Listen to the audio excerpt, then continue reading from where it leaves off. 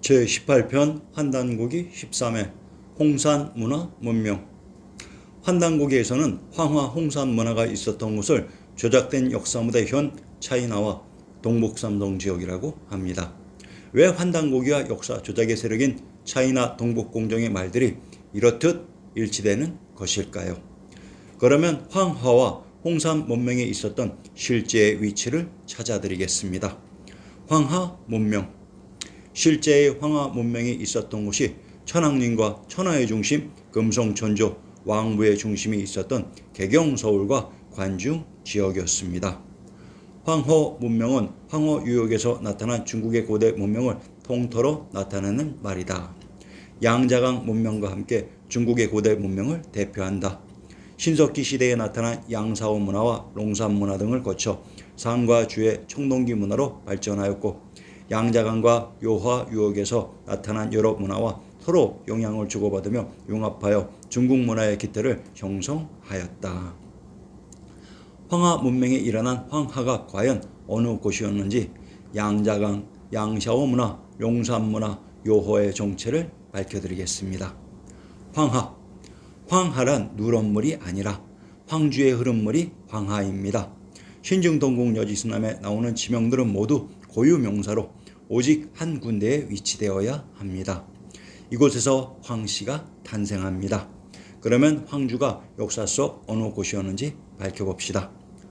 황해도 황주의 군명을 제안, 용흥, 대룡, 성성, 천도, 동홀, 취성, 고령, 대홀이라고 합니다. 황주의 군명 용흥과 대룡이란 이곳 황주가 또한 용과 관련이 있었던 지명입니다. 자, 그러면 황하 문명에 있었던 황주의 군명을 분석해 봅시다. 황주의 군명 중 제안. 황주의 군명 제안이란 강태국의 나라 제후국 제나라가 있었던 곳입니다. 경기도 양천의 군명을 공암, 제양, 파릉, 양평, 양원이라고 합니다. 황해도 연안의 군명을 염주, 온주, 오원, 양원이라고 합니다. 경기도 양천의 군명 제양이란 제후국 제나라가 있었던 지명으로, 경기도 양천과 황해도 연안은 양원의 군명이 중복되는 동일한 지명으로, 경기도 양천의 군명 공암은 노나라 곡부에 있었던 바위이기도 합니다. 노나라는 관중에 있었다고 했습니다. 충청도 온양의 군명을 온창, 온천, 탕정이라고 합니다. 충청도 신창의 군명을 온창, 굴직, 기량이라고 합니다. 상기 황해도 연안의 군명 온주와 충청도 온양은 또한 동일한 지명을 다르게 표시하는 전형적인 방식으로, 온양의 군명 탕정이란 상나라의 탕왕이 황제국 하나라를 멸하고 황제국 상나라의 수도를 건국한 곳이라는 뜻입니다. 상기 두산 백가에서 신석기 시대에 나타난 양샤오 문화와 용산 문화 등을 거쳐 상과 주의 청동기 문화로 발전하였다고 했습니다. 참으로 우습습니다. 황주와 관련되는 지명 중에 상나라의 탕왕이 등장했는데, 황하 문명이 발전한 곳이 상과 주의 문화라고 합니다. 신증동국 여지스남을 제대로 뺏겼습니다. 황주의 군명 중 용흥. 함경도 영흥의 궁실과 산천을 인용합니다. 선원전 부동남쪽으로 13리의 흑성리에 있으니 곧 한조의 옛 저택으로 태조가 출생한 땅이다. 하륜이 사명을 받들고 이곳에 이르니 도순문사 강해백이 강중류의 술자리를 벌려놓고 청해 말하기를, 본부는 곧 도조 환주가 거주하던 땅이며 태조가 이곳에서 태어나셨는데 아직도 그 명칭이 없으니 또한 하나의 유감된 일이 아니겠는가 하며 하륜이 비로소 용흥이라 이름하였다는 것이다. 함경도 영흥을 황주의 군명 용흥이라고 합니다. 그러면 함경도 영흥의 정체를 밝혀봅시다. 함경도 영흥의 군명을 박평, 쌍성, 화주, 당문, 화령, 역양이라고 합니다. 평안도 박천의 군명을 박주, 박릉, 독창이라고 합니다. 한양장안의 중심 한중 관중의 평지 부분 박터가 바로 황주입니다. 그리고 가까운 곳에 천왕님이 계셨던 용땅에 동경 경주가 위치되어 있었습니다. 이곳이 바로 황하 문명의 중심부입니다. 황하란 단도직입적으로 관중의 황주에 흘렀던 하천이 황하입니다. 이 황하가 바로 관중의 아리수인 한강, 압록강, 요화, 청하, 청천강, 살수, 박수였습니다. 양자강, 장강 또는 양자강은 티베트 고원에서 발원하여 중국 내륙을 거쳐 동중국해로 흐르는 강이다. 양지강은 양자강의 영어 표기로 본래는 장강의 하류 일대를 이르는 명칭이 번역되는 과정에서 강 전체를 가리키는 말이 된 경우이다. 이 밖에 대강이라는 이름도 있다. 티베트란 터 박토라고 했습니다. 우리 역사 속 박토가 현 티베트 고원에 지명 이입되었던 것으로 현 운남성 지역이 동의의 박토였는데 이들의 흔적을 지우고 현 티베트에다가 이식된 것 같습니다. 장강이란 긴 강이 아니라 장안 한양에 흘렀던 강을 장강이라고 하는 것입니다. 장안이 한양이라고 했습니다. 신증 동국 여지스남의 사방에 장강이 나오는데 그중 평양 근처에 장강이 흘렀다고 합니다. 왜 평양에 장강이 흘렀다고 했을까요? 평양의 신증을 인용합니다. 장안성 대성산 동북쪽에 있다고 했습니다. 아하, 평양에 가까운 곳에 관중에 장안이 있었던 것으로 그래서 장강이 흘렀던 것입니다. 한양을 또한 장강이 흘렀던 장안이라고 했습니다. 한양에 있었던 성이 한성입니다. 신증 동국 여지스남 구격본 한성부의 산천 중에 장근해 시에 양화도 한 물급이 겨우 지나서 용두봉 저 위로 다시 올라가네. 높은 데 올라 장안길 바라보니 가는 저 구름 빌려 이내 몸 싣고 돌아갈거나 하였다. 명나라 장영의 시에 높은 다락 아득하게 푸른 공중에 솟았는데 서쪽으로 장안을 바라보니 내 마음 이미 통하였다고 했습니다. 이렇듯 장안은 우리 역사의 무대였던 것입니다. 왜 장안의 지명이 한성부에 등장했을까요? 장안이 바로 한양입니다. 화산, 금강산, 한라산이 접경한 한양장안의 관중에 흐른 한강이 바로 양자강인 장강입니다. 양자강, 장강은 황하와 동일한 강이었습니다. 양사오 문화, 중국 신석기 시대의 채도 문화, 1921년 스웨덴의 지질학자 안데르손이 하남성 맨치온 양샤오에서 채도를 발견한 이후로 채도로 대표하는 화북지대의 신석기 문화를 양사오 문화 또는 채도 문화라 한다. 앙소 문화가 발견되었다는 하남성의 지명만 살펴보겠습니다. 경상도 하동의 군명을 하남청하라고 합니다. 경상도 예천의 군명을 양양청하라고 합니다. 병안도 개천의 군명을 익주, 연주, 조양이라고 합니다. 강원도 양양의 군명을 익형, 동령이라고 합니다. 전라도 광산의 군명을 무진, 무주, 광주, 익주, 해양, 화평, 익양, 소속이라고 합니다.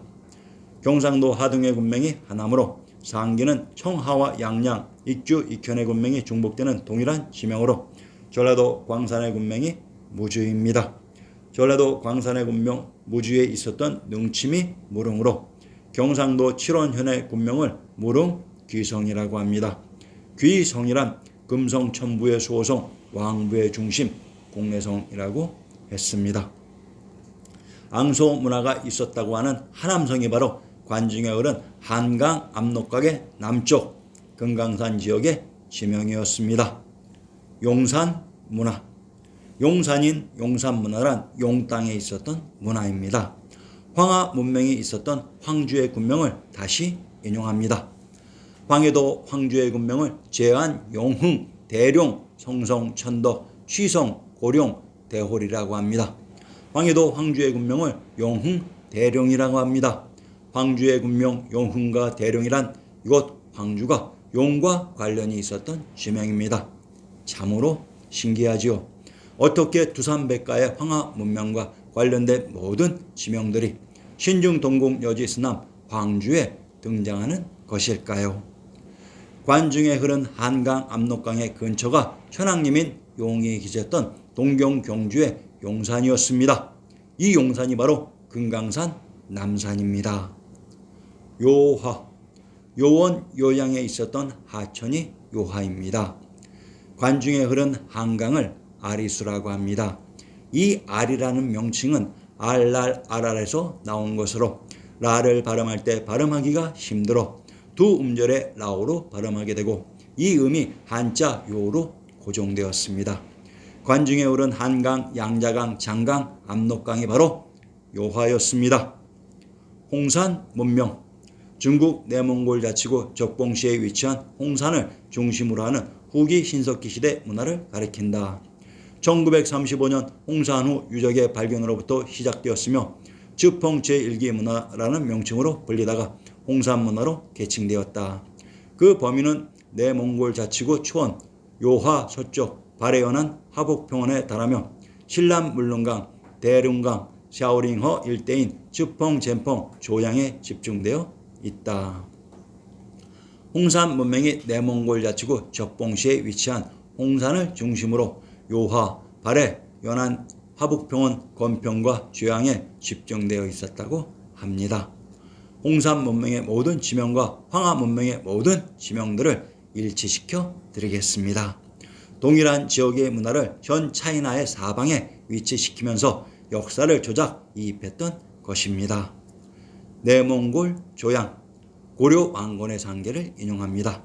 왕건의 성계는 북방선비족 사왕국에서 기원하였으니 사왕국은 기원전 108년경 한무제가 고조선을 정벌하여 사군으로 하였을 때 낙랑 지역으로서 오랜 세월이 지나고 나서 고구려 시대 북위에서는 타광시라 했고 사왕이 462년경에는 고구려와 북위에서 지냈다.